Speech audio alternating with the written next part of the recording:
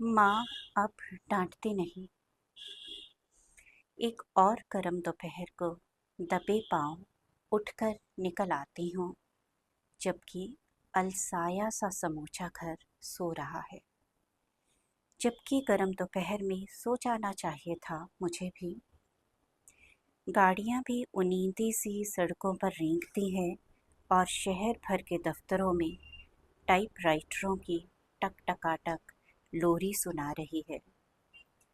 बचपन वाले सालों की तरह आज भी गर्मी की दोपहर जैसे बस सो जाने के लिए है, और बचपन वाले सालों की ही तरह नहीं सो रही मैं। पर दबे पांव निकल आने पर भी इस कड़कती दोपहर में अब फूलों की क्यारियों में तितलियों के पीछे नहीं दौड़ रही। अब मैं बड़ी हो गई हूँ, तितलियों के लिए पुलकती नहीं।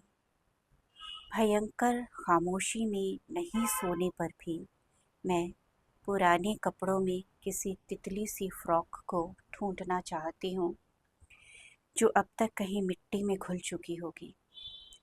फिर भी उस फ्रॉक को सीने से लगा लेती हूँ कि जैसे वही लौटा लाएगा बचपन के मौसम की गर्म दोपहर, जब अकेले रह जाने की स्वतंत्रता चुरा लेने का बस वही था इकलौता अवसर।